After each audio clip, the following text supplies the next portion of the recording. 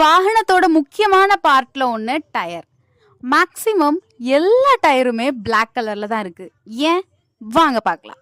ஆரம்ப காலகட்டத்தில் டயர் எல்லாமே ஒயிட் கலரில் தான் இருந்திருக்கு. ஏன் அப்படின்னா ரப்பரை வச்சு டைரெக்டாக அவங்க வந்து டயரை மேக் பண்ணியிருக்காங்க. நமக்கு தெரியும் ரப்பரோட கலர் வந்து லைட்டாக மில்கி ஒயிட், ரைட்? ஸோ அதை யூஸ் பண்ணி டயர் வந்து பண்ணியிருக்காங்க. ஆனால் இந்த ஒயிட் கலர் டயரால் நிறைய ட்ராபேக்ஸ் வந்து ஏற்பட்டிருக்கு. இந்த ஒயிட் கலர் டயரால் ரொம்ப நாளைக்கு உழைக்க முடியல, அது ஸ்ட்ராங்காக இல்லை, ஹீட்டை அதால் அக்செப்ட் பண்ணிக்க முடியல, கிரிப்பிங்கில் ரொம்பவே சொதப்பிச்சு. இதோட வாழ்நாள் வந்து ரொம்பவே கம்மியாக இருந்து, அதாவது மேக்ஸிமம் 100 கிலோமீட்டர்லேருந்து 200 கிலோமீட்டர் வரை தான் அது வந்து தாக்கு பிடிச்சது. இதனாலேயே ஒயிட் கலர் டயர் வந்து யூஸ் பண்ணுறதை ஸ்டாப் பண்ணிட்டாங்க.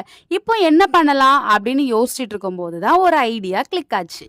அப்போதான் அவங்க கார்பன் பிளாக் அப்படிங்கிற சேர்மத்தை பியோர் ரப்பரோட மிக்ஸ் பண்ணலாம் அப்படிங்கிற ஐடியா கிடைச்சது.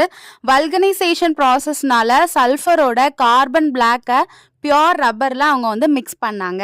இப்படி கார்பன் பிளாக்கை மிக்ஸ் பண்ணுறனால அது என்ன கலரில் சேஞ்ச் ஆயிடுச்சு அப்படின்னா Black கலரில் சேஞ்ச் ஆயிடுச்சு.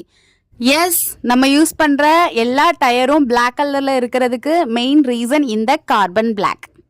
எல்லா கலர்ஸையும் கம்பேர் பண்ணும்போது Black கலர் யூஸ் பண்ணுறனால டயர் வந்து டேமேஜ் ஆகுறது ரொம்பவே தவிர்க்கப்பட்டது.